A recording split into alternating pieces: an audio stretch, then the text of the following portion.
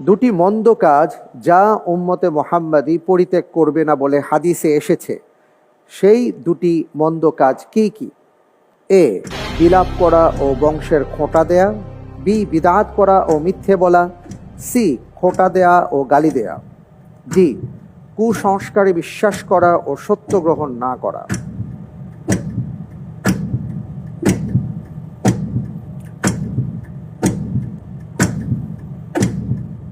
আমি life line চাচ্ছি।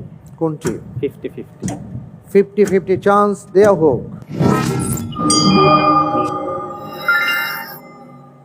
Option A, বিলাপ করা ও বংশের খোঁটা দেয়া। সি, খোঁটা দেয়া ও গালি দেয়া।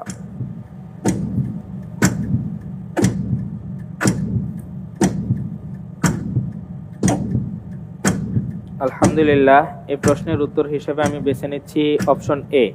অপশন এ ফ্রিজ করব। ইনশাআল্লাহ। নির্ধারণ করা হোক অপশন এ, বিলাপ করা ও বংশের খোঁটা দেয়া। আপনি কি এ ব্যাপারে নিশ্চিত?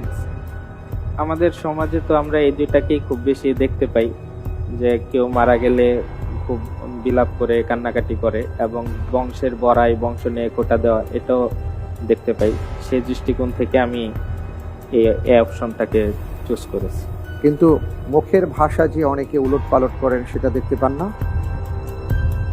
ঠিক আছে ভাই, আপনি আমাকে বলেছেন অপশন এ কে ফ্রিজ করে দিতে, আমি তাই করেছি। আপনি যে উত্তরটি দিয়েছেন, আপনার উত্তরটি সঠিক উত্তর। আলহামদুলিল্লাহ।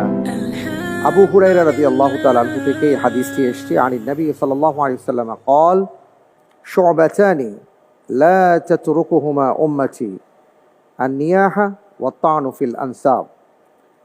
রাসূল সাল্লাল্লাহু আলাইহি ওয়াসাল্লাম বলেছেন যে দুটি মন্দ কাজ যা আমার উম্মাহ ছাড়বে না, এর মধ্যে একটি হলো বিলাপ করা, আরেকটি হলো বংশের খোঁটা দেয়া। প্রিয় দর্শক, আমরা শুনতে পেলাম আল্লাহর রাসূল সাল্লাল্লাহু আলাইহি ওয়াসাল্লাম এই ব্যাপারে কি বলেছেন।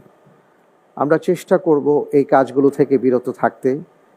মানুষ ইন্তেকাল করলে, প্রিয়জন হারিয়ে গেলে বেদনা আসবে, চোখের পানি আসবে, এটা খুবই স্বাভাবিক। কিন্তু সেই জন্য আমরা যেন বিলাপ না করি, আল্লাহ রাব্বুল আলামিনকে নিয়ে কটূক্তি না করি, এবং সেই সাথে আমরা যেন কোনো বংশের খোঁটা না দিই।